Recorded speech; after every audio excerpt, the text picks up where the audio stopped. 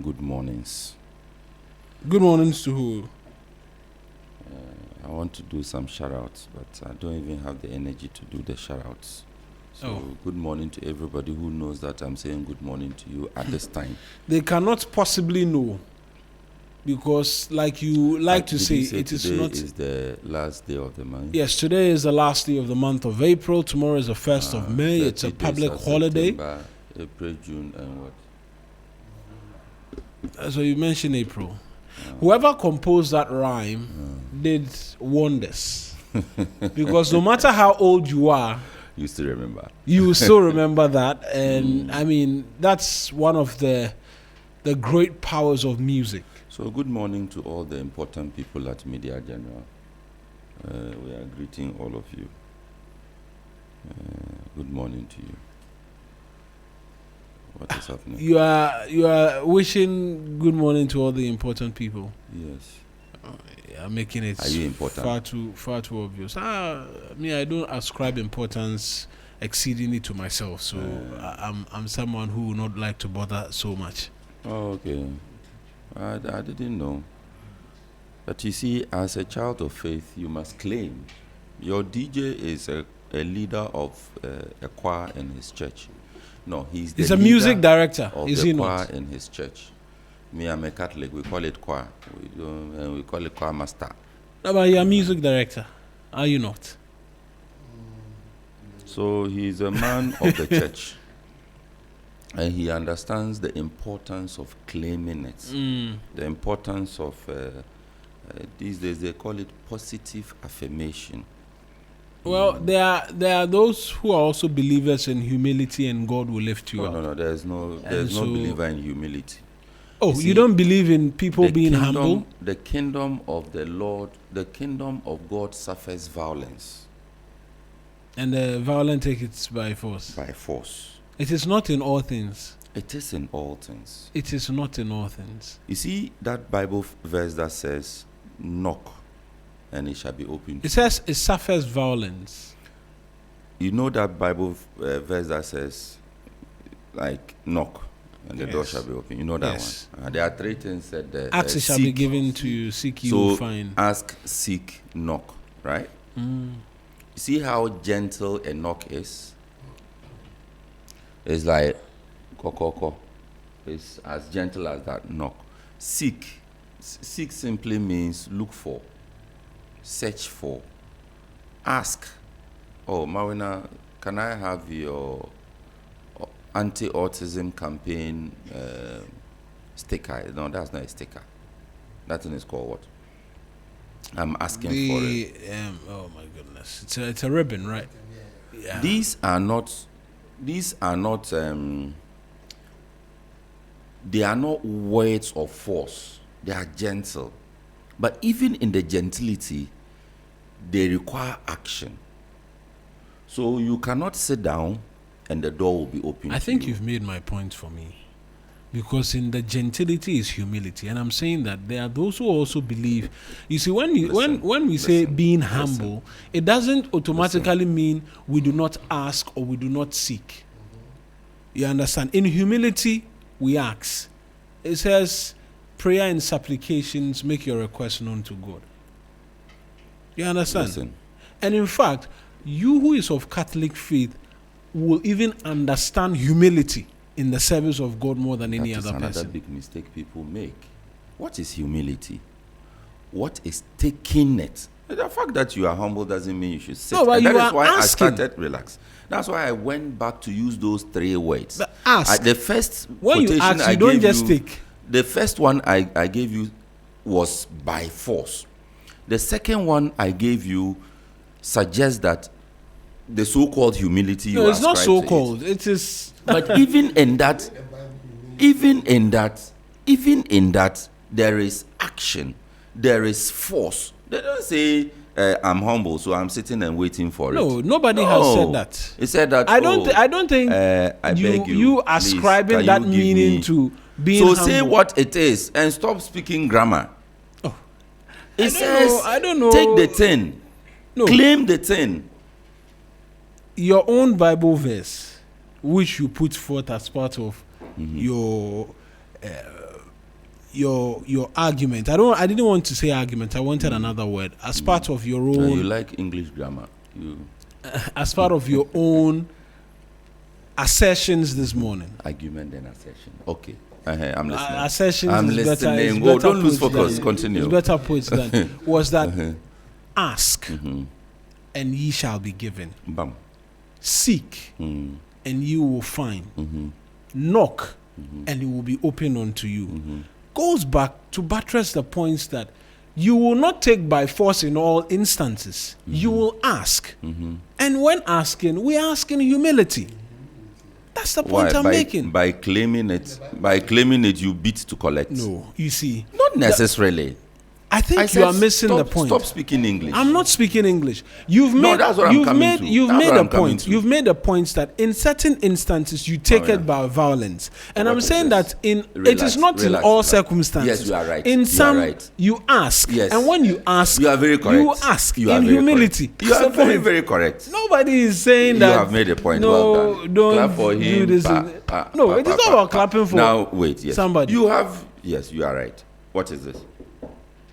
What am I doing? It's a gentle tap on the board. I told you he likes English. What is this? That's you are banging the table. Yes, you're knocking. It's a gentle knock on the. All three variants are knocks. They're all knocks. One will come as disturbance.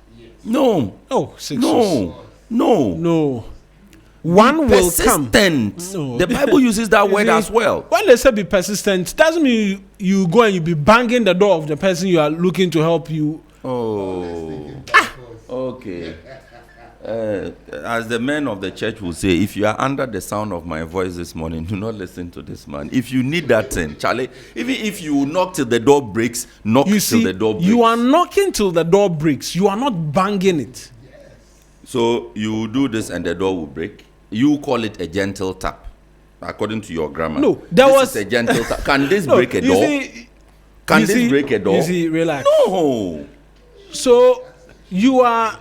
I don't appreciate the fact that you continue to slither and seek to Yeah, it's still the reform, reform. You reform your still the position. speak grammar. No, nobody's speaking grammar. you knocked, and I said that was a gentle tap. And then you banged the table. And I'm saying that both cannot be the same. Because when I come to you at home and I knock your door, there's a difference in me knocking and me banging. That same verse I quoted, or I paraphrased, went on to say that even if the giver was not going to give, but by your persistence in asking, in knocking, in seeking, the giver will give. Yes. Just so that he can have his peace of mind. Fair.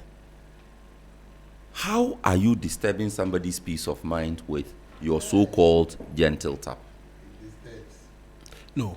You see, I think you are missing the point. Oh, stop saying I'm missing No. the point. You just make your point. Because in all of Just your make your assertions, point. I have made the point that there is no problem. Or even in that example, it's your own scenario you gave, banging and knocking. I know it's my own and I scenario. said, Make your point. and I said, knocking, there is no problem with it. I think I've made that point. Where I sought to differentiate was banging. You can't say banging the door and knocking is the same thing. That's the They're the point I'm same thing. making. They're the same thing. Banging the door.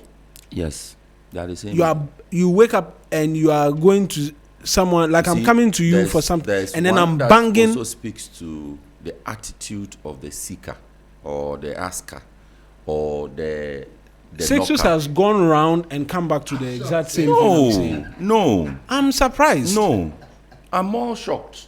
What? Okay. What I am is the saying- attitude of the seeker in this instance? I am saying, you cannot tell me that you and Phil you are both in need of this phone. Yes. I have the phone. Then you come to me, I don't have a phone. I see you have two phones. Pass one on to me. Pass one on to me. Again, he speak English. They like English. No problem. Thank you. Yeah, give me one. Give me your What is phone. your? This one, pass What one is on to your? me. No problem. Your excitement. Let's go with your grammar. Me and it not be grammar. Give me one. Give me one. Give me one. Yes. So you come to me, Charlie. Oh, your phone. Are they here? Pass one. Give me one. If you Phil comes and insist says, that, Charlie, I no get phone. I beg, give me one. Even in the tone, there's a difference. You both go back. I say, okay, you don't worry. I need to transfer from your A to files and B. all that. Then I'll give you the A. Then you both go back. Within 1 week, Phil comes back to me in the same tone and manner 2 times. You wait for 2 weeks. Then you come back and say, Charlie, the phone, you know, finish. Pass one on to me. But the two of you, which of you do you think will get the phone? Forget all other biases. Which of you will get the phone? The person who is coming back and expressing the sentiments of being in need. Daily Democrat newspaper, nothing by the truth. Ghana IMF begins 6th review. He has gone around in circles. Joy FM must retract and correct false power supply claims, ministry demands, and the picture of the Minister for Lands, for Energy and Green Transition is what is captured here. NDPC seeks consensus on Ghana's future. Ghana boosts local gold refining partnerships. Heave gold fields violating mining law over Prestea underground access. Ghana must undertake 7-day prayer and fasting. Prophet Kankam is the one speaking. I take you from there to the Overseer newspaper. It says credibility and fairness. Finance Minister touts economic recovery as Ghana begins IMF review. Gold Board records 5.4 billion Ghana cedi surplus for 2025. In Kaswa, report says pregnant woman dies after C-section request allegedly denied due to lack of bed. There's a picture of a beautiful woman, only 27 years of age. We'll get into that story. Haruna Idrisu pays courtesy call on Managing Director of ADB, comes with a picture of the Minister and the MD Edward Ato Sapong. That's what I have, Mawina. Okay, so I'm sorry, still on the front page at the top corner, there is no military land handed to Ibrahim Mahama, Broja Jemfi. Which the story had come yesterday. Prince Derek Ejay would have loved to comment on it. And Gold Ball Jewelry hosts Boris Kujo at Accra showroom, showcases Ghanaian craftsmanship. Who is Boris Kujo? I do not. Okay, so that's what I have. Right then, the Daily Post, big banner story, Gold Board triples revenue, cuts spending and generates operational surplus of 909 million cedis for 2025. President Mahama visits Fuveme to assess tidal wave damage. Ghana stability restored, credibility regained. It's according to the finance minister. We know that the IMF team are in town for that last and final review before we exit the program. Ghana's building cost inflation slows to 2.2% in March, extending downward trend. That should be some good news for us. I was talking about the IMF being in town. This year we get out of the IMF program. But on the back page of the Daily Post, like always, you find a bit more in terms of pictures from the president's visit to Fuveme in the Volta region, assessing the impact of tidal waves from there. The Spider security media close ranks against fake news threat in Ghana. Chief of Staff leads high-powered delegation to mourn with Primpag president. Mahama rolls out defense plan for vulnerable communities as $150 million Waka project moves to construction. Raise tobacco taxes now or lose more lives. CSOs warn, and boardroom battle. Quick Angels founder clash over Agatex control. Those are the details of the pages. I think on the back page, Mikhailo Mudryk is a Chelsea player, has currently been slapped with a 4-year ban for testing positive during a doping test, and Liverpool expect Salah return before end of season. Those are the details on the front pages. I've been asking a question all throughout the morning, and would appreciate if listeners could go on to YouTube or find us on Twitter, what is now known as X, and share their thoughts as to the power situation now. Has it improved in your locality after we had a number of the generation plants come back on from Akosombo from there? Let us know what you think as well, if the situation has improved. We also saw a media advisory from the High Commission in South Africa to our Ghanaian compatriots to stay home, be indoors, stock up, and prevent any clashes with individuals who, South Africans, I should say, who are protesting in Johannesburg against foreigners. We're going round and round in circles, but we're continuing to have the same kind of conversation as to xenophobia and why that continues to persist. But has the situation in terms of the light improved within your locality? Oh yes. I think the whole week has been it's been consistent. It's been stable. I mean, well, we are here all day. We are no home to know. But the reports we get is that it's not. Even if there are any ons and offs, then it's from the usual ons and offs that probably will be caused by some wind, strong wind, or rain, or something. Those are things that we have become used to. But I think that in terms of the challenge we had last weekend, it may be improving, because at least from my side, we have not experienced the outage again. So there may be some improvement. Phil didn't sleep in darkness, and so we've heard less and less of him today. No wonder his selection this morning was.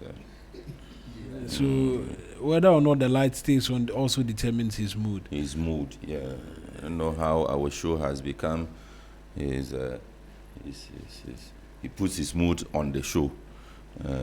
Tries to dictate the pace with his mood. We beg you. But he's a happy man, and that's what happens when the people are happy. Everything becomes good, and everybody is happy. So there's the, let me take you to page 4. Is it page 4? Page 4 of the overseer, which talks about the military lands. The Deputy Minister for Defense, Broja Jemfi, is quoted to have said that no military land handed over to Ibrahim Mahama. That story says that the Deputy Minister of Defense, Ernest Broja Jemfi, has rejected what he described as false and malicious reports alleging that military lands have been handed over to Ibrahim Mahama, the brother of President John Dramani Mahama, for development. In a post on Facebook on Wednesday, April 29, he wrote, "I wish to firmly dismiss and ignore any false and malicious reports suggesting that military lands have been given to the president's brother to develop. That story is completely untrue." That's a quote. Mr. Jemfi clarified that the project in question is a redevelopment initiative by the Ghana Armed Forces aimed at replacing aging infrastructure at Burma Camp in Accra. I take that again. That project in question is a redevelopment initiative by the Ghana Armed Forces aimed at replacing aging infrastructure at Bema Camp in Accra. The facilities, he said, date back to the colonial era and are in a dilapidated condition. According to the Deputy Minister, the redevelopment is being supported through a self-help housing project with a major contribution from Ibrahim Mahama. So that's where he comes in, with a major contribution from Ibrahim Mahama, Chief Executive of Jata Group Holding Limited. He said Mahama has donated 120 million Ghana cedis towards the construction of 10 blocks, each comprising 16 housing units. Let me pick the quote. In support of this noble initiative, Mr. Ibrahim Mahama has generously donated 120 million as part of the replacement program. He said the funds were announced during a fundraising held at the Ghana Military Academy, which was chaired by Sam Jonah and attended by corporate leaders and partners of the armed forces. Mr. Jemfi praised the donation as an act of patriotism, saying it would directly improve living conditions for military personnel. His contribution will directly improve the welfare of our gallant men and women in uniform who sacrifice daily for the peace and security of our nation, he says. And the overseer is also sourcing City Newsroom for this particular story. Right. And as if I knew, the man I said would have loved to comment on this story is sending me messages on all angles. From all angles, yeah. Say, make a column. Prince Derek AJ will be asking you how you disagree with this particular development. I'm sure he will send a message. No, actually, he has sent me messages already. A message in response to the story. To the story. He has sent me messages already. He wants to respond to it. He has even called. So we will definitely come back to it. But two stories I'm interested in. Ghana IMF begins 6th review. Yeah. Ghana boost local gold refining partnership. Something the gold board is working on. And yes, let me add this one. Good. Ghana must undertake 7-day prayer and fasting. But let me come to you. If there's anything from your side that you can take before I come to this. No, it's still on the IMF review actually. Let me get to the finance minister who's been speaking in relation to that. And so, reflecting on Ghana's journey from the depth of its economic crisis in 2022 to the 6th review of Ghana's IMF program under the Extended Credit Facility, which began yesterday between Ghana and the IMF, the Minister for Finance, Dr. Ato Forson, boldly declared that stability had been restored and credibility regained. This is where we are, with stability restored, with credibility regained, and with a renewed responsibility to convert these gains into lasting prosperity. We will keep the momentum, he wrote on his Facebook page after the first in a series of meetings held yesterday. And they roll out the full details of the text as to the meeting, and excerpt of it reads that on behalf of the President and the people of Ghana, I express our deep appreciation to the IMF team. This progress is significant. It is the product of discipline and difficult decisions taken in the national interest. But I can equally clear progress does not permit complacency. Some risks remain, and we must confront them with honesty and urgency. The most pressing of these is youth unemployment. I understand the weight of expectation on government. If we do not create the conditions for the private sector to absorb our young people, the pressure on the state to provide jobs will become unsustainable. And so that is the finance minister on Facebook and other social media platforms. Stefan Rude, also country rep of IMF here as well. And there's an article by a justice of the High Court, Her Ladyship Justice Sedinam Awo Kwadam, Mrs., on time being up for justice, why Ghana's human rights expiry date must go. I'll recommend a read for you if you pick up the Daily Post newspaper and read for yourself. A High Court judge writes there. You have to read bits and pieces of it for education and to enlighten ourselves as well. It's an interesting read, and I'll urge that we all go out there and read that. But the former GIHOC boss, Maxwell Kofi Juma, has been picked up by Yoko, and from what we understand, the 48-hour rule will be hitting at about somewhere today. The Economic and Organized Crime Office has reportedly arrested the former managing director of GIHOC. I'm not sure now it's reported because that's been confirmed. We here at TV3 we've confirmed that as well.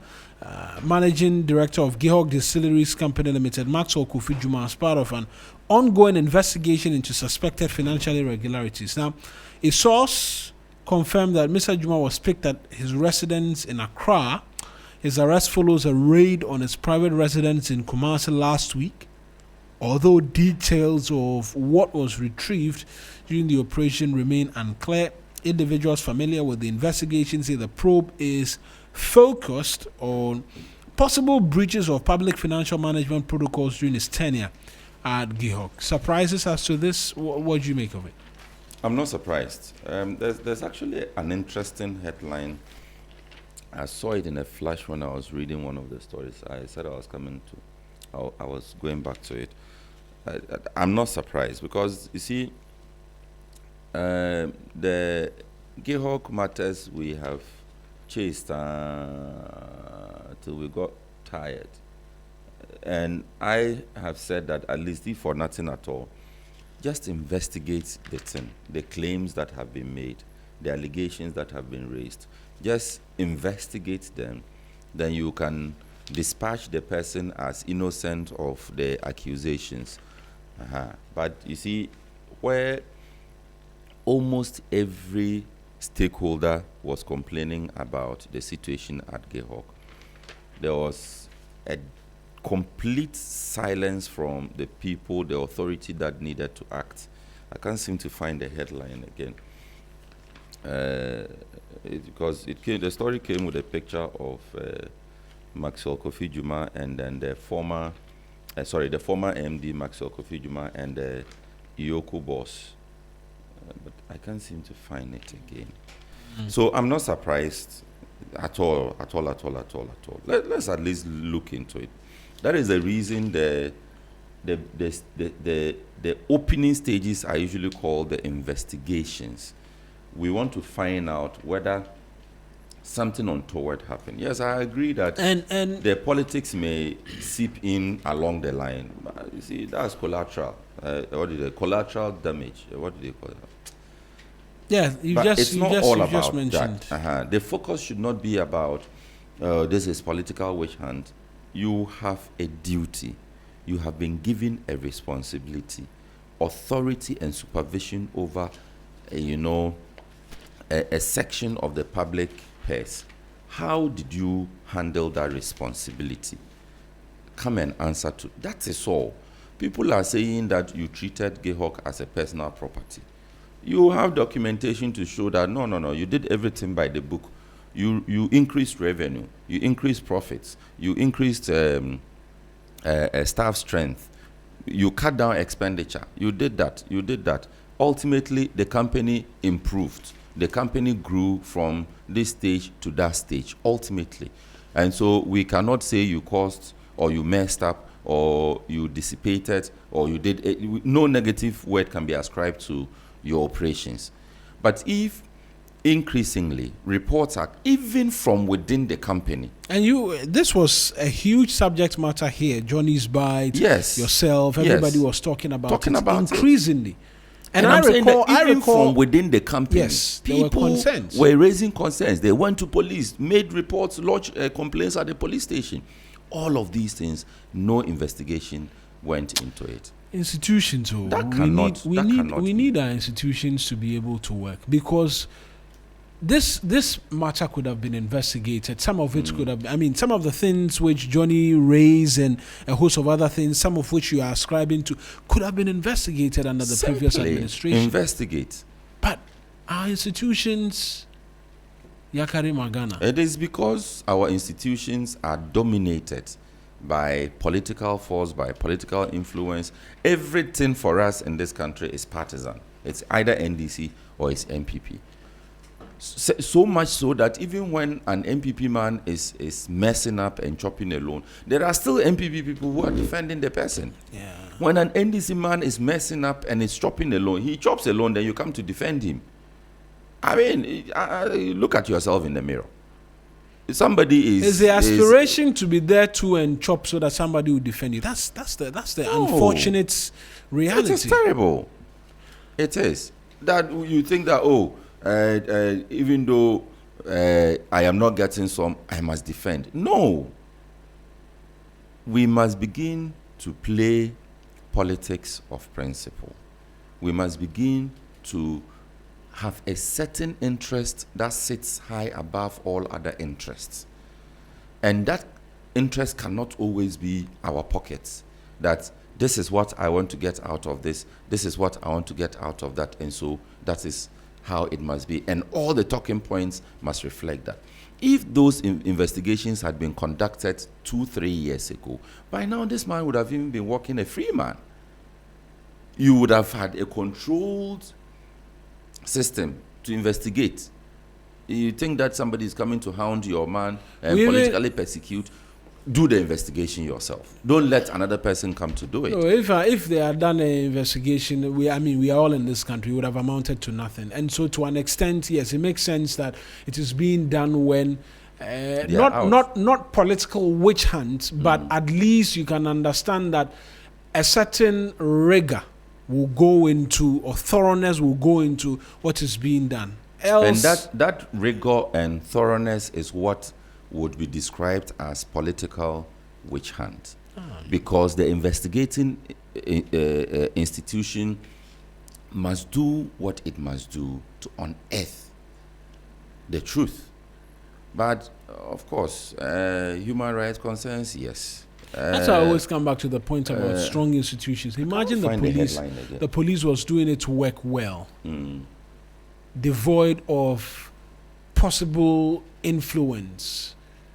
When this matter was reported 3-4 years ago, 2 years ago, it would have been swiftly looked into.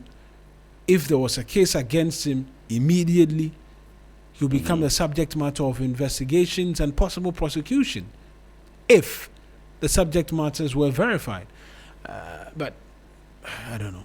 So someone is asking that I share again the title of the article. So you find it in the Daily Post, right? It's a feature by Her Ladyship Justice Sedinam Awokwadam, Mrs., on time being up for justice. So here's the heading: Time's up for justice. Why Ghana's human rights expiry date must go. It's a very interesting piece that you should read about persons who are wrongfully incarcerated sometimes, and then when they turn up to the court for it to do justice for them, they say, oh, the time has passed and all of that, and they do not get the appropriate or commensurate compensation for all of the years spent. You find it on 3news.com as well, this feature. But we're going on the phone lines because you were talking about a story in relation to yes, carried by the Overseer newspaper, which says it also curled it from City Newsroom. No military land handed to Ibrahim Mahama, and the Deputy Minister for Defense is the one clarifying, and that was a post, according to the story, a post he put up on social media. Right. Prince Derek J has joined us via the phone lines. A tireless advocate for Garlands. Right. Return of Garlands. So it's a simple question. He sits on the committee who monitors and ascertains whether or not these lands have been sold. Is the assertion of his Deputy Defense Minister accurate? Mr. Derek Ajay, good morning to you. Trust that you're well. I'm good. Yes, sir. The grace of God has been kind. Myself and Sixus are wondering if the claims by the Deputy Defense Minister are accurate, considering you've been front and center in the fight to return lands back to the Ga people. Well, very well. I see that there's a deliberate effort by some people using the media to draw in Ibrahim Muhammad's name into nearly anything in order to make the president look bad. From, A to everything. On this occasion, I think they have proved that there's an issue that's not going right with military lands. And so, whereas Ibrahim Muhammad, head of Jata Cement, is helping our military to have housing, decent housing. And I'm sure you've been to Bama. You've seen how our military is housed. It's not decent. You've seen how our police are housed, not decent. Prisons and all other security services are housed, not decent. So if the security services are trying to improve the housing stock and the quality of housing of the military, the police, etc., I think it's a good thing. And so if he owns a cement company, and cement is a very key, ingredient in the building construction industry, I think it's a positive. In fact, to give as much as 120 million towards such a good cause must be commended by all. However, I think also that the military must only use properly acquired lands for the purposes of housing our military. Using military might, using national security, using the police to steal lands is unacceptable. I repeat, using the military, using national security, using the police to steal lands is unacceptable. There's a prescribed way of acquiring lands in this country. The president may acquire any land, anywhere, for any purpose that must be stated. And when the purpose changes, the land, according to Article 25(6) of our Constitution, must revert to the original pre-acquisition owners.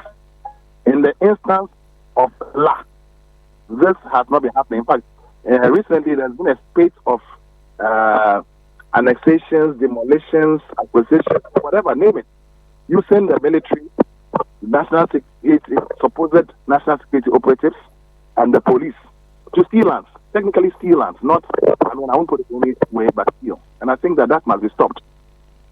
In the instance of the military relative to Burma camp, the Plateau area near Chain Homes, the area that near the illegal military cemetery, has not been acquired by the military. And yet the military is building on it. And I think that all those things must cease. We spoke about it during the MPP era. It was wrong then, and it will be wrong now if those lands that have not been acquired are being built upon. In fact, some people, and I was there on the 15th of April 2020, right. 122. So it means that the minister is correct in saying that no lands have been sold to, have been passed on to additional third parties outside of its intended purpose. I mean, within the specific context of the story. Ibrahim Muhammad, no, but he must come clean on other persons, because other persons, including some military chiefs and others, have been given land. Right, so right. Ibrahim Muhammad has not done anything wrong. He's been helpful. So the story is correct. However, the deputy minister must come clean and must be transparent to the people of Ghana and show by record every piece of land supposedly in the name of the military, whether indeed have been acquired properly or not. Right. And this extends to the beach front. There are lands in contention, and we all know that lands are not like Pogon or Killewe without documentation. So they must show proof of acquisition. I remember during President Mohammed's first tenure, the military proposed to acquire some land, and it was turned down by the current Attorney General, who was then Deputy Attorney General. He wrote that the state could not pay the compensation that would be required for the consummation of that transaction.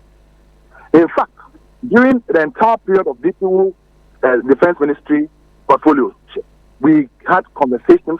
There has been no acquisition, and I don't believe that in this new term of President Mahama there have been no acquisition.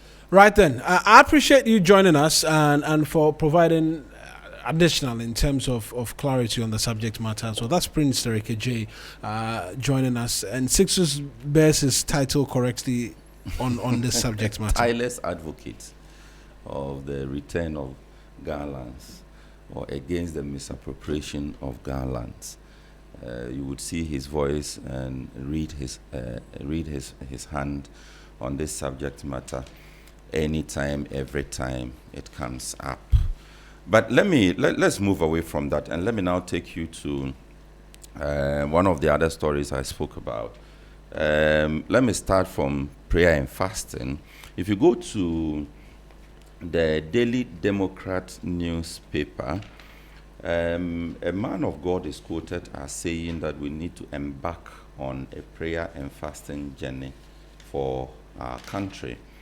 His name is Prophet Kankam, and that story is on page 11 of the paper. It says that the Volunteer Intercessory Freedom Fighters Fellowship has called for what it describes as national spiritual awakening, declaring that Ghana has a divine mandate to lead Africa and the world in a new era of global transformation.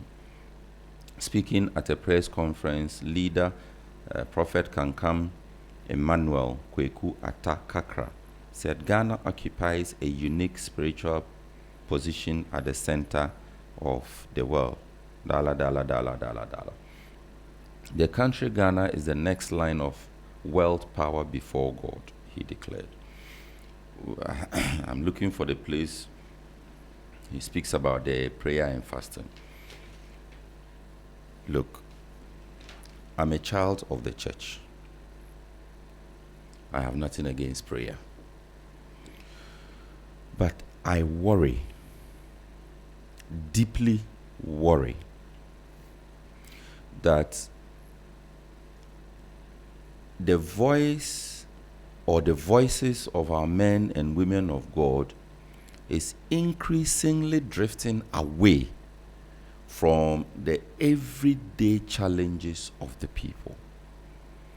The voices of the men and women of God in this country are increasingly becoming irrelevant to the daily struggles and the aspirations of the people of this country. What are our biggest problems? Number one, top of the list, Galamsey.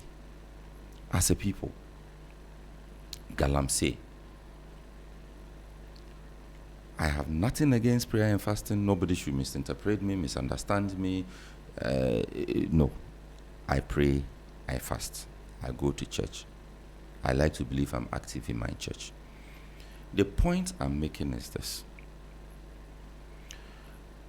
The church or the pulpit must be used to ensure that the people benefit, that the ruled are not misbehaving. The ruler is not misbehaving, I mean. That, let me use the governor, that the governor is not misbehaving, that the governor is doing according to that which he promised, that the governor is interested and prioritizes the concerns of the people. If Galamsey is our biggest problem, apart from the Ghana Catholic Bishops Conference, apart from the, let me add Apostle Nyamiche, chairman of the Church of Pentecost, and his elders. And there's another group of men of God that also speaks about Galamsey every now and then. We do not hear the church standing up against Galamsey. and holding the arm of government. Let me use the word strong arming government to do what it must do, to do whatever is necessary. We don't hear the preacher man say that. Right from Akufo-Addo up to date. In fact, there are those who believe that even some of the voices we began to hear on Galamsey started talking after President Akufo-Addo left office. When he was there, they were quiet. That one too is another matter.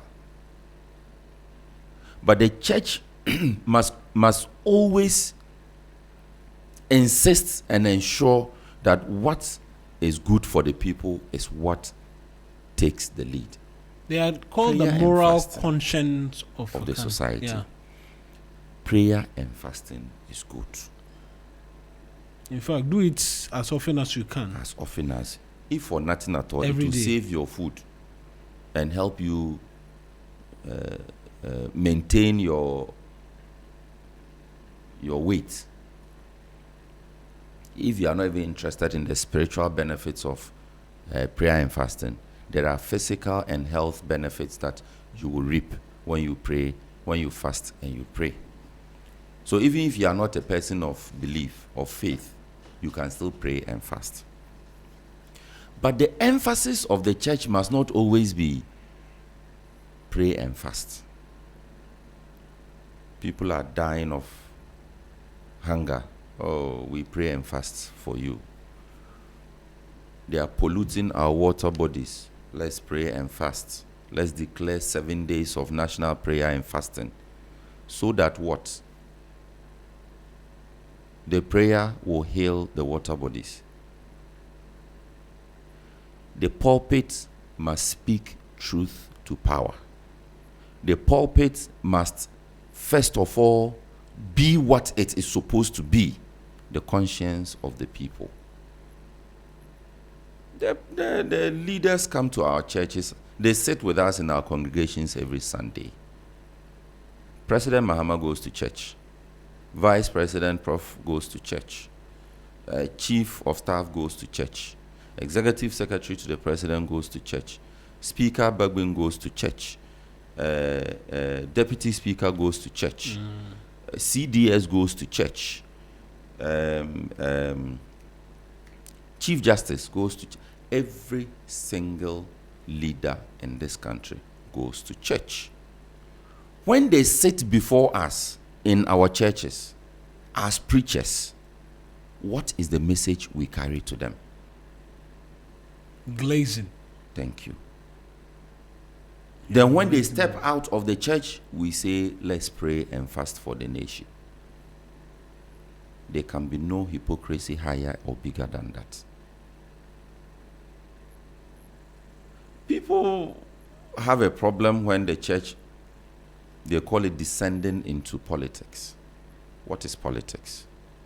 Where does the church stand? There's a reason the church is called the conscience of the society.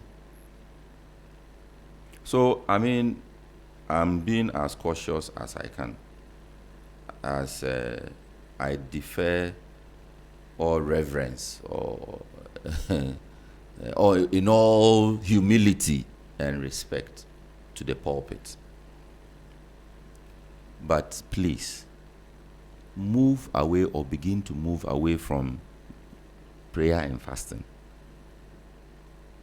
When we are dealing with national concerns, there must be action. We must see that at least the church is speaking for the society, on behalf of the society, conveying the concerns of the society to the duty bearer. If you have the chief of staff in your church and you preach a sermon, this is a terrible example, because it's coming at the wrong time. Please, I have nothing against the appearance of the chief of staff in the Church of Pentecost. He's a member of the Church of Pentecost. Yes, I know. So I'm just saying, that's why upon the realization, I said it's a terrible example. I was just doing a random example. Yeah. If you have the Speaker of Parliament seated in your congregation, the Speaker of Parliament doesn't come to church every Sunday. for obvious reasons. But if on a particular Sunday he's coming to church, I am very sure that the detail would have already liaised with church leadership. Or speaker will be coming to church on Sunday because they have to look at seating, they have to look at security arrangement, they have to look at a lot of other things. So the church will know that the speaker is coming to visit or is worshiping with them that Sunday. And in the message to the congregation, the pulpit must then speak the voice of the people to the speaker. Because the people do not, may not, would not, could not probably have access to the speaker. But our collective voice, our collective concerns are canvassed through the pulpit to the speaker that Galamsey is killing the people. That Galamsey is killing the people. And the leadership must act. Speaker will convey that message not only to his people, by his people I mean Parliament, and the fact that Parliament needs to do something from where it stands to deal with the problem, but will also relay that message to the president that, oh, Mr. President, I was in church on Sunday and the priest said something that we need to take a look at, and then he will relay the message. Preacher man, preacher woman, the aphoria is not, should not be the focus. The harvest should not be the focus. Prayer and fasting is good, but it will not heal our waters. Prayer and fasting is good, but it will not correct the corruption that we have in the society. You cannot have a big man in your church and you don't talk about corruption.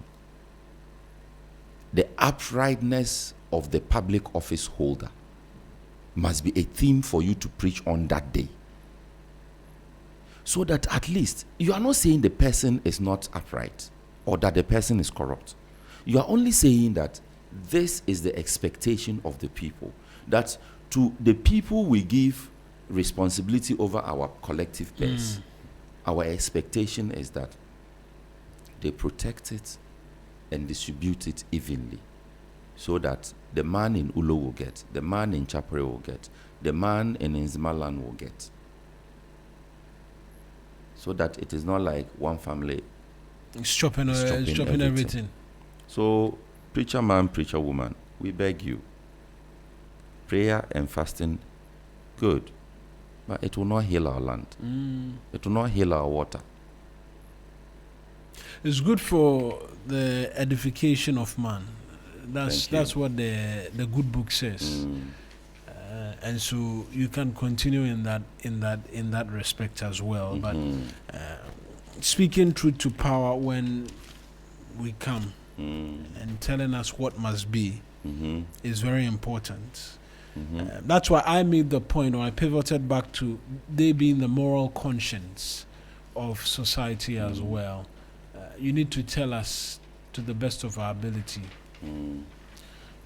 We are church-loving people that you can't to take a fault, away. actually. That you To can't a take fault. away from us. And so, in fact, I know that the Ghana Health Service use churches as a point of contact for education during public health emergencies or when there's a need for public health education, which presupposes that the church is a good place where you can go and easily spread messages for the citizenry to grasp and know about very quickly. And so it's also an avenue then which provides the spiritual heads with a bit more in terms of a position of authority to have some of these matters dealt with and discussed thoroughly. And so, yes, I agree. But I see you have another story. In fact, I recall when HIV/AIDS broke, I think late 90s, early 2000s, and the public campaigns and sensitization and everything began. I mean, that was the time some of us were beginning to take interest in public advocacy and all of those things. The church and the mosque played an important role in the outreaches. And I was a peer educator. I volunteered as a peer educator, went through trainings, engagements, and all of those things. And you would walk into a church. You are giving the audience to preach the message of HIV/AIDS and preventing HIV/AIDS. So the church has always played a significant role in our society. The mosque has always maintained a balance in our society. Unfortunately for us, unscrupulous people are now beginning to milk that. And it's a conversation that we have all been passing by. We gloss over it. That people now see the word of God as a business. So their core interest is actually not in addressing the spiritual needs of the people, but in milking the little that the people have to live on off of them. We are selling holy water, selling anointing oil, selling handkerchiefs, anointed handkerchiefs and blessed handkerchiefs. We are selling them. We are selling the salvation of the Lord. There's one I want to mention, but it will sound like a direct or personal attack. Say yes or something. Please leave it. You know what I'm struggling Please to say. leave it. Okay. So, I mean, like I said, I don't have, in fact, I come from a church house. And if you know my background, you know I come from a church house. You should have been a priest. And I should have been a priest by now. But God called me into other fields. Stop it. So I have nothing against the church. I have nothing against prayer and fasting. I am saying, let us not, as preacher men and women, milk the vulnerabilities of our people when we should be protecting our people in their vulnerabilities. So that is all I'm saying. Let us speak the message of the people to the duty bearer. That is all I'm saying. Right. You had an additional story. Yes, I wanted to take you to Gold Board. The papers are awashed with stories, a publication from Gold Board. You would have realized that there's an applause to be made to the Gold Board. It says Ghana boosts local gold refining partnerships. That is on the Daily Democrat newspaper. And then also you have Gold Board jewelry host Boris Kujo at showroom. That's not what I was looking for. Gold Board records 5.4 billion surplus for 2025. That's also on the page 3 of the Overseer newspaper. For the want of time, Gold Board is doing some good. That's what I'm trying to highlight. And this surplus thing is even highlighted in the audit report, the one that we spoke about. I think we looked at that report 2 weeks ago. Yes, and it says that there's a boost in revenue at Gold Board. They have been able to increase staff strength and cut expenditure at the same time. Listen, they've been able to increase expenditure, to increase staff strength and cut down expenditure at the same time. Interesting. That is what is happening at Gold Board. And they have tripled their revenue between 2024 and 2025, from 3 million something to 9 million something. And the details are on page 11 of the Daily Democrat newspaper. Right. I want to say a happy birthday to a very special person today, Rachel Plunge, from a number of individuals, actually, from myself, Cyril, Jennifer, Enyonam, and all of your colleagues and essentially your tutors. We like to call her Prof. 6. We're wishing you a fantastic, fantastic birthday today, filled with lots of love from all of us to you, Rachel. I'll continue to mention your name whenever I see you, and I won't stop. Happy, happy, happy birthday to you, Rachel. Today there will be standing ovation and a host of other things done in your honor as we celebrate you today. And so enjoy the day to the fullest. We look forward to seeing you a lot later today as well. Happy, happy, happy birthday to you, Rachel, and enjoy the day as well. Any other housekeeping duties before we'll get into sports as well, or Akaniaka? Are we not? I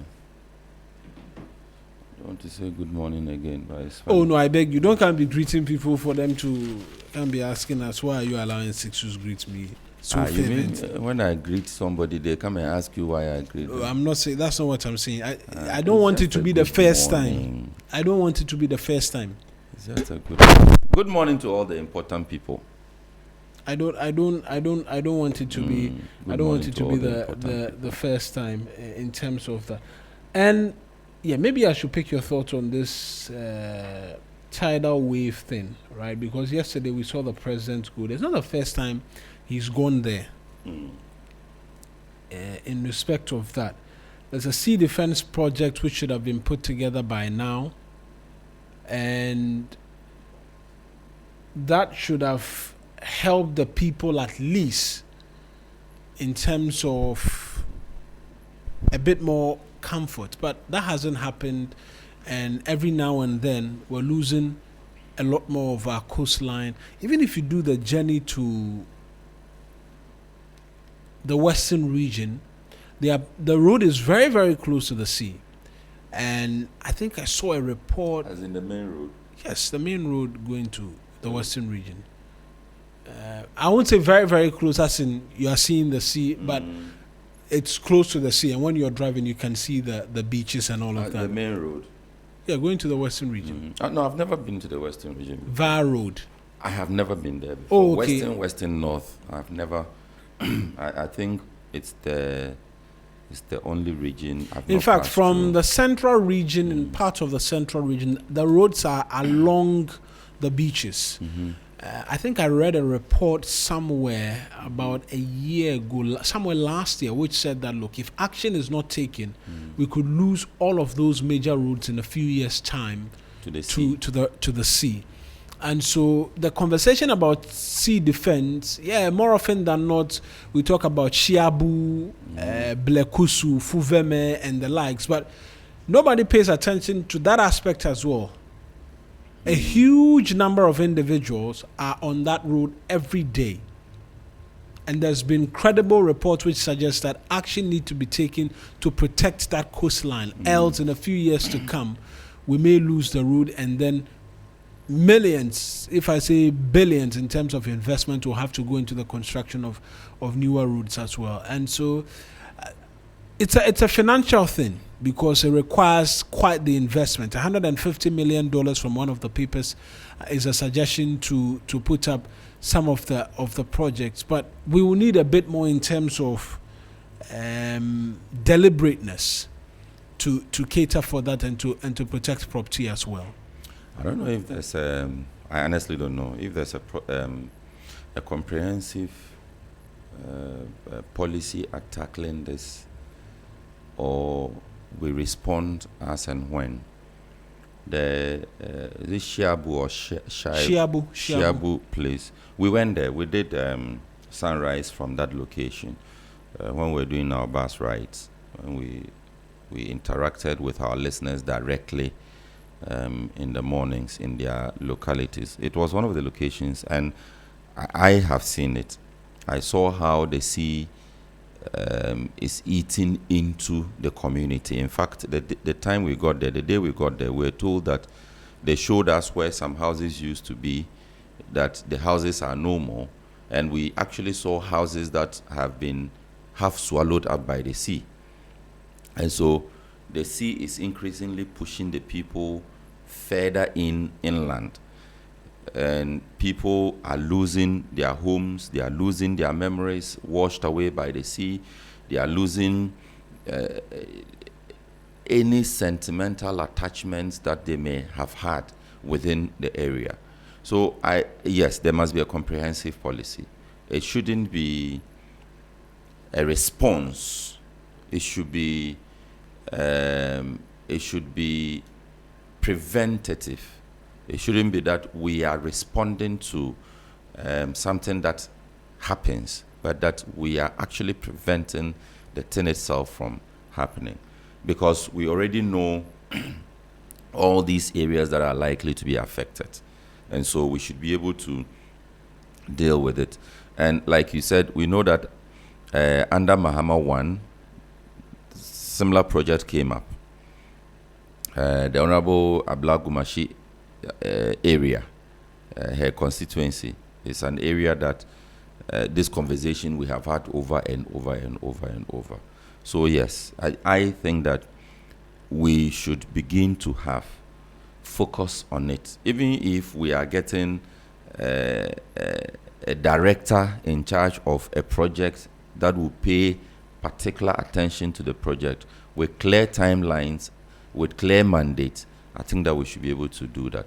People are losing their homes. Like I said, I have seen it firsthand. It's not a report that I read or a video I watched. I saw it.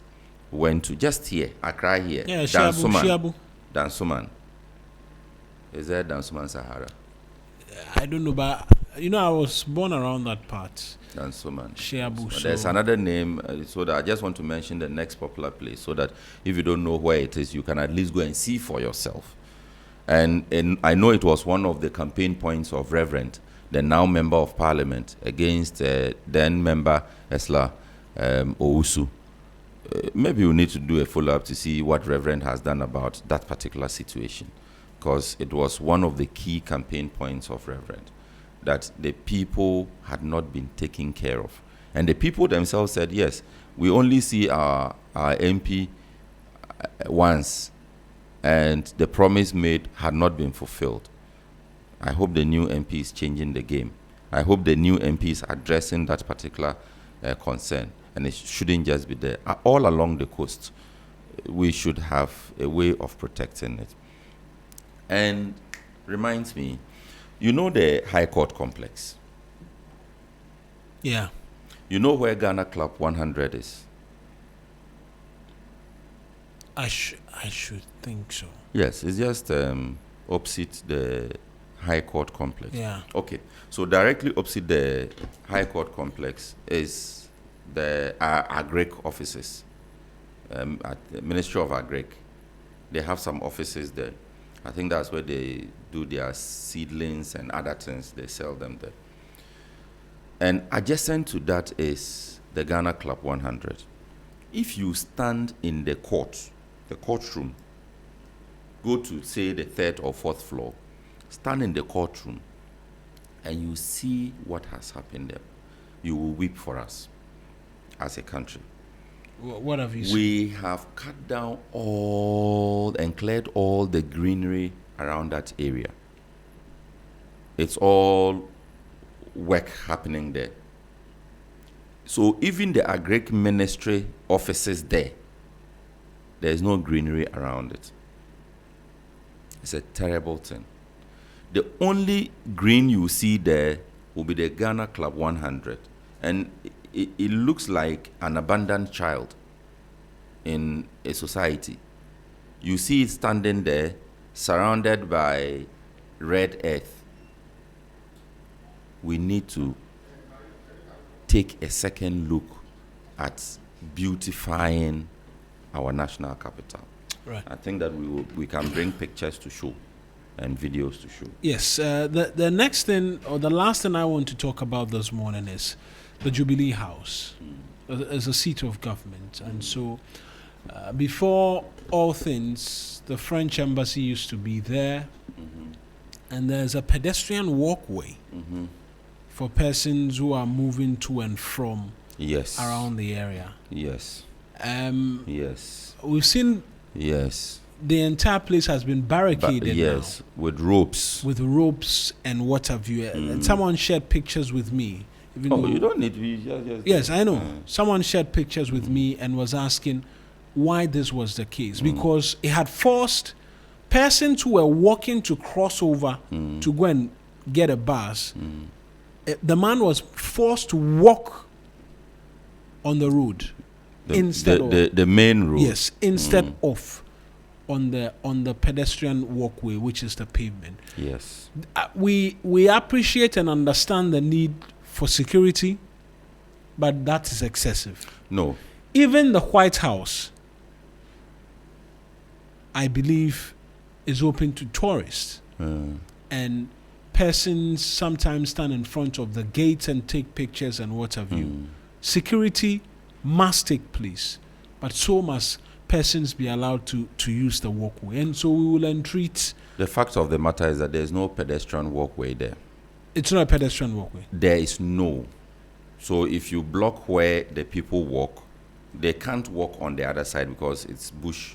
And Yes. that's where the information services wall is. Exactly. From Afrikiko And down that to is the our road. side. You actually will be walking on the road. On the road. Afrikiko is the only place where you see something like a that pedestrian slides walkway into the bus stop into the on the bus other stop. side. Exactly. Yes. But so all the way from, in fact, GBC down there, where the armored truck is parked. Yes. All the way from there. There's a pedestrian walkway up until they enter up TV3. to our side. Yes. Then the walkway continues on the other side. Exactly. And that is the other side that they have blocked. So where do the people walk? And it is something that I have fought the assembly over. Sometime they clamped down my car somewhere. When I went to ask, the man furiously shouted at me that this was a no parking zone. Okay, you are doing businesses here. You have not created a parking area for the patrons of the businesses. So where do we park to do the business? Why do you have people doing business at a place that you claim is there's no parking zone there? And there's no designated parking area for anybody in the entirety of that particular enclave. And it is the same thing we keep doing in this country. We will make a rule and say the people can do whatever they like. So you have blocked the only safe walking space there. There's no other way anybody can walk from the main road to our side or from our side to the main road without walking on the road. We're exposing people to danger. Whatever the decision is, it has to be looked at again. Let's do sports. Akosia is here. She'll do that for us. After which we're back. I mentioned we have exclusive with the Director General of the National Disaster Management Organization. Matters on safety, more rains expected, actions in that regard amongst many other things. We'll get into those details right after this.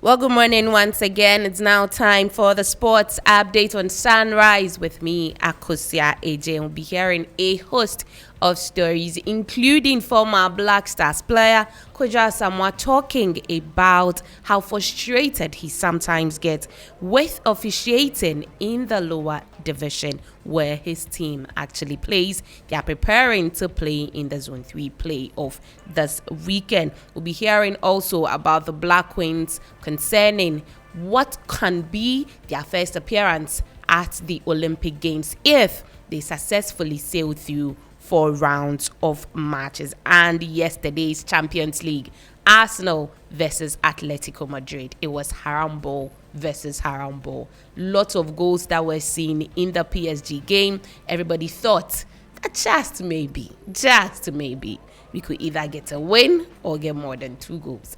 But that didn't happen. Arsenal fans are quite angry because they say they deserve a penalty in that game to have won all 3 points. And so we'll get into the details of the story, where we start with women football, where Ghana's senior women's national team, the Black Queens, will begin their journey towards the Los Angeles 2028 Olympic Games with a second round clash against either Mauritius or Djibouti following the official draw by the Confederation of African Football. The Black Queens have been handed a bye from the opening round of the African qualifiers, a reward for their impressive standing in the continental rankings. This means Ghana will skip the preliminary stage and await the winner of the first round encounter between Mauritius and Djibouti. The second round fixtures are scheduled to be played between October 5th and October 13th, 2026, with Ghana aiming to secure a strong start in what promises to be a demanding qualification campaign. Let's do more here, where former Ghana international Kojo Asamoah, co-owner of the Juventus Academy Accra and head of technical department at SMAC Sporting Club, has spoken ahead of his side's Zone 4 Greater Accra Division 3 playoff. Asamoah shared his expectations for the crucial fixture, while also highlighting his frustration with the structure and challenges within Ghana's lower division football system. Juventus versus Inter. Yeah, sometimes it's not easy. It's not easy, and the fact that you put so much energy, so much effort to see these kids developing, and sometimes, not even majority of the times, officiating it can be very bad. And I always tell the kids, there's no way I will engage in any officials for you to win games, because it never works, or it never did work for me.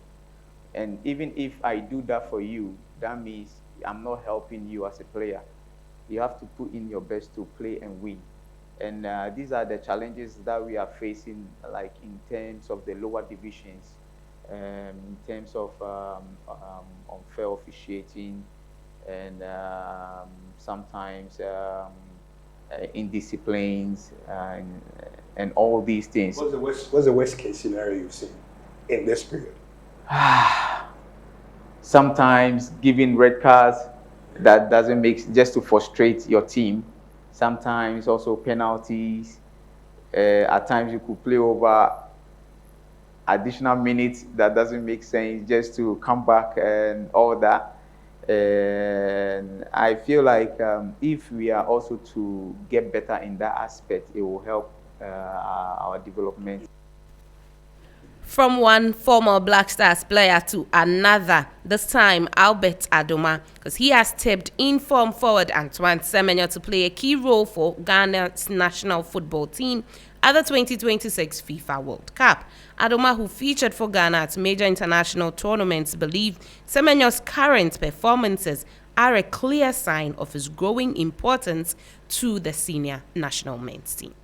And speaking of Antoine Semenyo, I mean, he kind of shared a similar path. He also went through the whole football pyramid in England. I mean, how is it like to see someone really go from the ground up until, Champions League? Oh no, it's amazing. That shows his dedication. He worked really hard. Like you said, it's similar to my pathway. Obviously, I've played against him as well numerous of times. When he was young. So he's done extremely well to get where he is at the moment, and I'm sure by God's grace, he will carry on doing well. He's still got a bright future ahead of him with the national team and hopefully with Man City as well. So I think he just have to keep on building on what he's been doing. His great form. Hopefully he takes that form with Ghana into the World Cup and does well for us as well. That'll be amazing for him. Albert Adoma there. Now we still speak with some former Black Stars players. This one actually won the U20 World Cup, was transferred to Real Madrid, became one of the brightest stars from that particular sect that was led by Andre Ayew. I'm talking about Daniel Opare, and he believes that the current squad, that's the Black Stars team, has the potential to achieve great things on the international stage. He insists the team is brimming with talent, but stresses that with added discipline and a stronger work ethic, they can translate that potential into success in major tournaments. Now, when I see the Black Stars, I think they can do more. I think these boys, they can do really more. They have the talent, no doubt. Fantastic potentials. If you look at the way, like, they play in their various clubs, incredible. The Kudus, the Fatau, Isaku, and all these kind of guys. They are fantastic. Joseph Pinto. Yeah. I played, against him in Genk. Yeah. He's a fantastic player. Yeah. Very quick, fantastic. Sometimes I wonder why he's not in the national team regularly, because this is a player that can bring a lot to the team, yeah. But these boys, they have talent. But sometimes talent is just not enough, You have to add the discipline, you have to add the hard work, you have to focus, There are some things that are not too important, but like I said, it's just the era, We are living in a different world now that everything is on social media. Everybody want to show a little bit and all these kind of things. They can enjoy their lives, but the main focus needs to be on the pitch. And I think that they can really do well if they want to. Daniel Opare there. Away from former Black Stars players and World Cup related issues, we come to the Ghana Premier League, where interim head coach of Kumasi Asante Kotoko, Hamza Obin, says he's keen on making an impact in the last few games of the 2025-2026 season, but insists he cannot do it alone. He believes the team can only win the rest of their matches in the Ghana Premier League if the players and technical staff work together. Speaking ahead of Asante Kotoko's next fixture against Dreams FC, Hamza Obin stressed his readiness to give everything in the short period he has been put in charge as the interim head coach. It's not a good image for the club, and as I said earlier, we are trying to put everything together and make sure we build in each department so that everything will be okay for us. We try to build one team, and then it will be a collective play from the team so that we'll try and manage in getting our results. Well, I think we are looking at the phases of play during our training session. When I talk of the phase of play, I'm talking about communication. The communication in the game means one language that we are going to understand, the tactics that we are going to deploy, and also deciding, that is looking the game inside. They are trying to take everything that we are doing gradually, and also the execution of the decision that we are doing through they are picking it up. That is the technique that we are working on, and then football, fitness training, to everything is moving on smoothly. So we are trying to build everything together and then try to make a collective team and then try to achieve the results. Let's cross borders to Europe now, where the first leg of this year's Champions League semi-finals concluded yesterday. Julian Alvarez's penalty secured Atletico Madrid a 1-1 draw against Arsenal in another game. Victor Gyökeres sent the Premier League leaders ahead from the spot just before the interval after he was fouled, but Alvarez followed suit 10 minutes into the second half with Ben White's handball. The tie will now be decided next week when they meet in London for the second round. Here are some fans' reaction after the game. A total different, because game win. Though to be frankly speaking, Atletico were experiencing as mostly, because I know our boss Though many to me guys say Arsenal and Bobby or Bob, but I don't know what could do I see Arsenal. What's my but away match difficult. It's very bad for Article because of the chances they get and they miss all, especially Alvarez and Griezmann. They missed a lot of chances. I know they are going to Arsenal. It will not be easy match for them, but I still tip Article to qualify ahead of Arsenal. So actually, today's game, I think Arsenal should have stepped up their game. But I always know Article to be that team that play 4-4-2 very well. Before you would beat them and score more goals in the game with them, you have to step up your game. So, but of course, Arsenal has done their best. They have scored the 1 goal. They have played the 1-1 in Article's house. So I think in a return match, Arsenal can do better. Oh, the game is very fantastic. It's very nice. You know, one thing like Arsenal get more chances, but they didn't score. Maybe Article, yes, it will get more chances. He didn't score, but because Arsenal, in case maybe like Article go to Arsenal in home, I think Arsenal will win. Well, you had some fans who enjoyed the Champions League semi-final first leg between Arsenal and Atletico Madrid. And Arsenal are practically on the brink of winning a double this season. Meanwhile, International Football Association Board has approved a set of measures designed to enhance match tempo and reduce time wasting across the game. The approved changes, which will be implemented at the FIFA World Cup 2026 and other competitions, respond directly to calls from stakeholders across the football community, including the IFAB's globally representative advisory panels for practical tools to protect effective playing time. It's a good time to hear from referee Colina, who was part of the board. As it was already said, this is let's say, a first step into a wider examination of what can be reviewed in the next future. For the time being, we decided to stay with these circumstances. I would say is less fair to be punished for something that you not committed instead of not being punished for something you have committed. This is a principle of law, not sport. So this is applicable in daily life. So we think that if we have a limited number of circumstances to be solved by changing. Referee Kotlina there. But before we wrap up, let's do some tennis as Rafael Joda's run at the Madrid Masters came to an end in the quarterfinals. The 19-year-old Spaniard, who received a wild card from the organizers, made the most of it, even though he fell to world number 1 Jannik Sinner 6-2, 7-6. The 24-year-old joins an elite group that includes Rafael Nadal, Novak Djokovic, Roger Federer, Andy Murray, and Alexandra Zverev, who completed the full set earlier this year at the Indian Wells. That's it for the sport on Sunrise. My name is Akusia AJ. Thanks for listening.